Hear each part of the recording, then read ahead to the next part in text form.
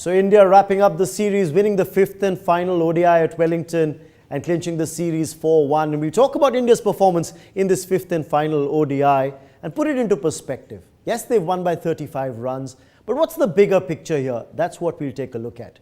First and foremost, no Virat Kohli rested for the final two ODIs of the series because India had clinched the first three.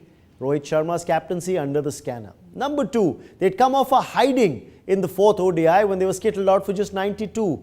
So then again, when you had the demons of 18 for 4 staring you in the face, recovering from that and getting 252 speaks volumes about the character shown by this Indian team.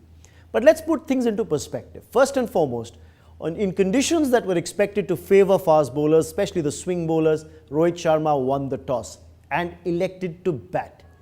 The confidence behind doing that?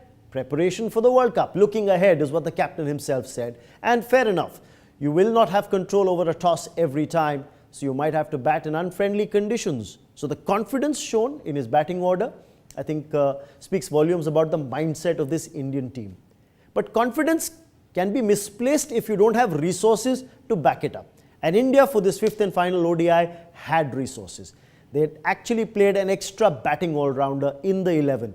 Kuldeep Yadav was benched for this game. You had Vijay Shankar included in the lineup, a guy who can bat and chip in with the ball as well. Kedar Jadhav, you don't anytime look at him as a frontline batsman anymore. He's actually looked at as an all-rounder who bats and can chip in with 6-7 overs with the ball, pick up the odd wicket for you. Hardik Pandya, another one of those all-round options. Very good with the bat, as he showed once again, and capable with the ball as well. So India, in this ODI, batted actually till number 8.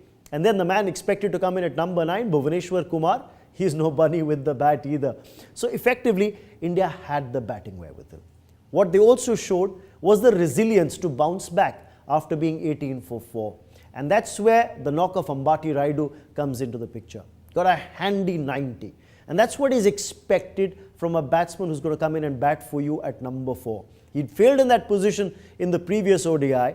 But is he going to be the long-term solution for India looking ahead towards the World Cup? With this knock of 90, he definitely is showing that he belongs there and can make that position his own.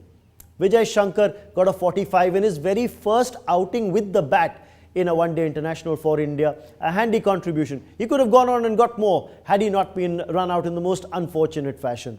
Hardik Pandya doing what he does best. Again, chipping in with that quick fire 45 towards the end. Getting India past 250. And that was a score that was good enough, especially with the return of the experienced Mohammad Shami in that lineup. But what was interesting to see was India playing two frontline quicks only. Effectively, you just had Shami and Bhuvaneshwar Kumar. Then you were expecting the all-rounders to chip in. Hardik Pandya, Vijay Shankar to come in and bowl. And then just one frontline spinner, remember, in Yuzvendra Chahal, who's been just making the New Zealand batsmen dance to his tunes. And you were expecting Kedar Jadhav to chip in with the ball. Quite like what Suresh Raina has been doing for India in the past. He's a handy bat, can ball, get through the overs, get you the odd breakthrough. So maybe this Indian unit is coming together. The series win against New Zealand in an overseas series, yes, is something they will savour. But this is the right combination that they've been managing to put in place for the upcoming World Cup. I think is going to give the Indian team and the selectors greater joy.